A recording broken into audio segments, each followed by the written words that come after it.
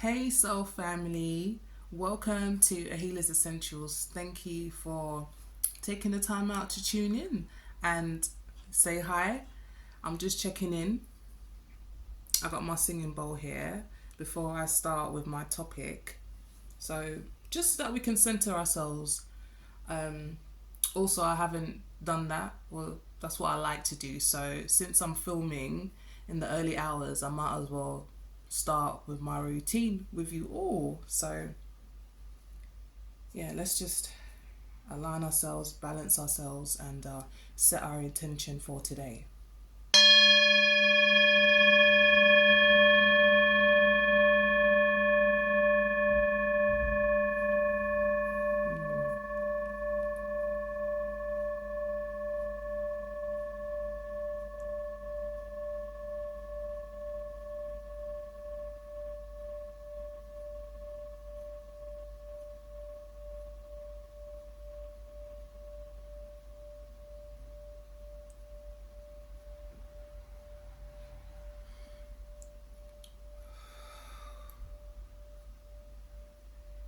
Breathe in.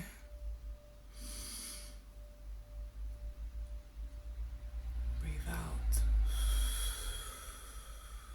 Let's let it go. Ill thoughts, ill intentions.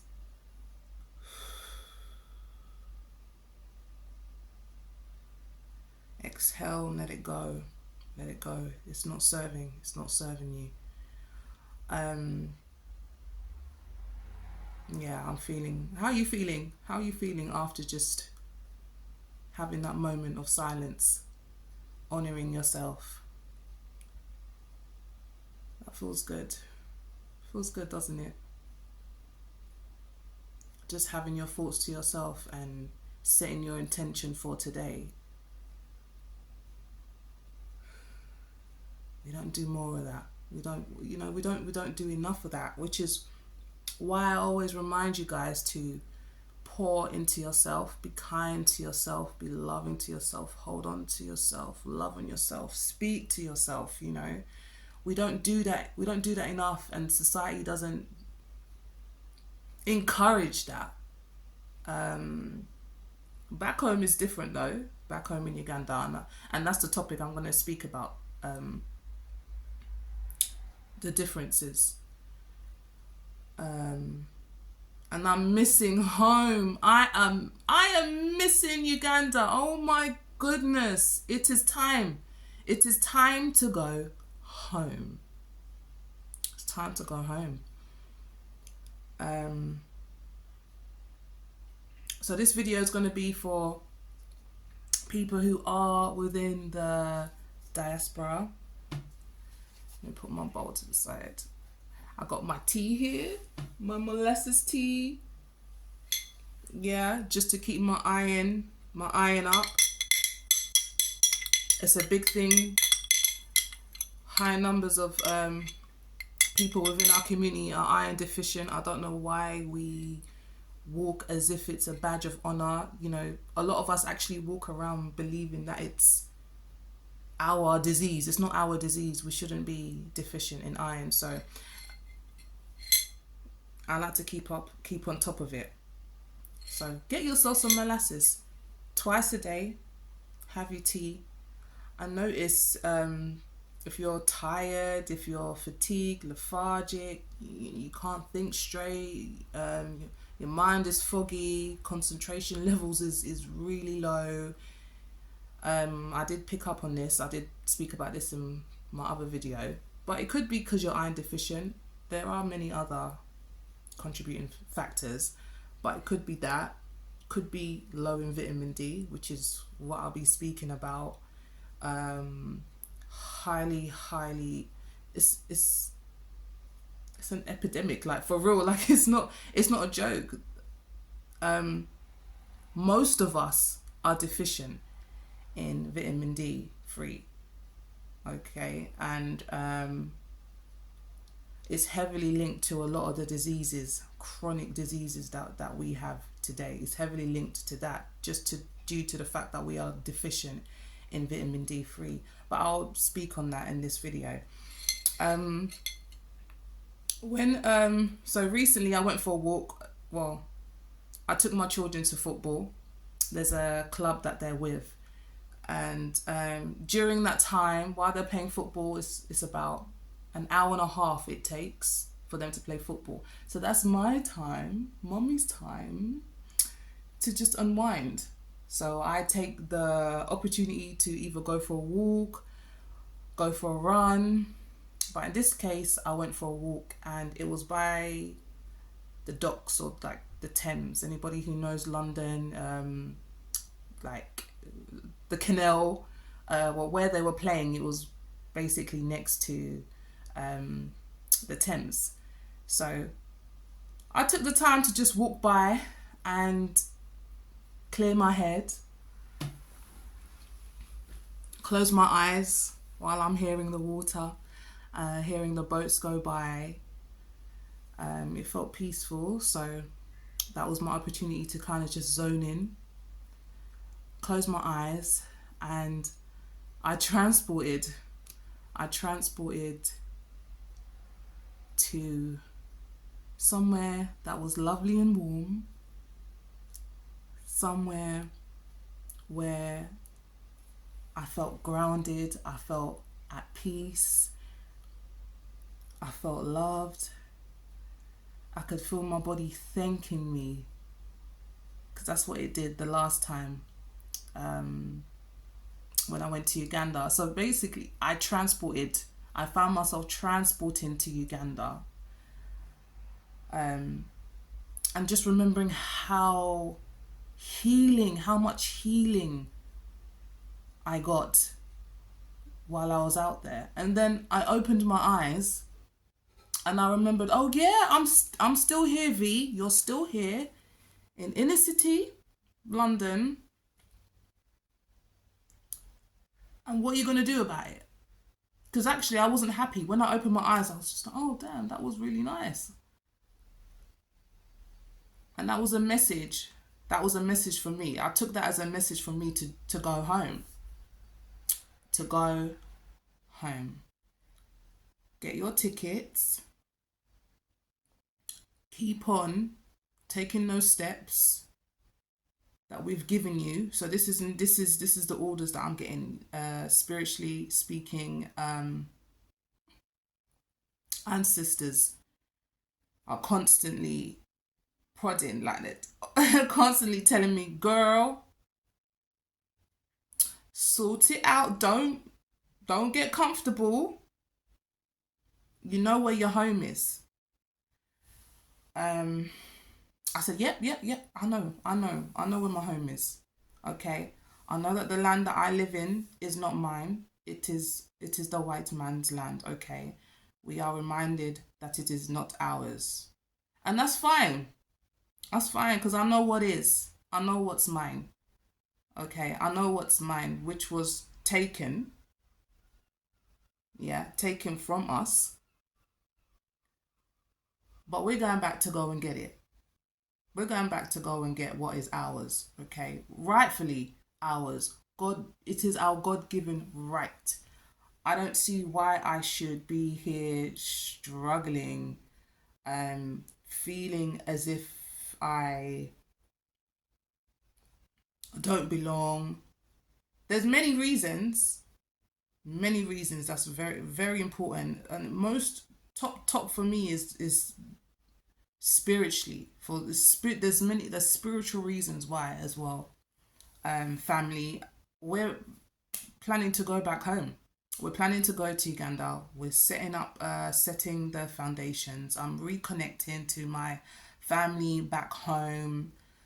It's a process. It's a very adventurous one. I'm enjoying it because it's providing a whole lot of healing.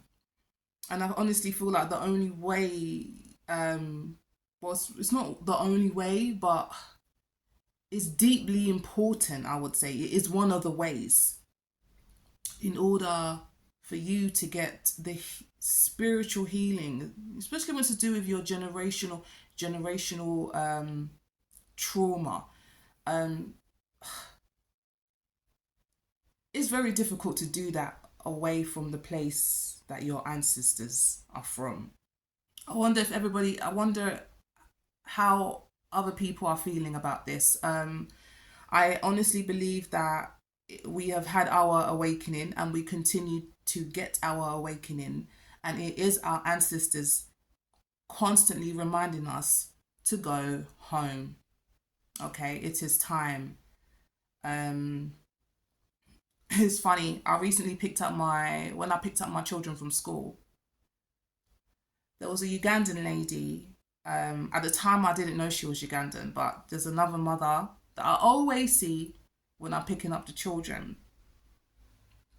This happened a few days ago, and when she saw me, it's funny because we don't talk. You usually, when you're doing your school run, you go, you go in quick. I'm the kind of person who will go in quick. Like I'm not gonna hang.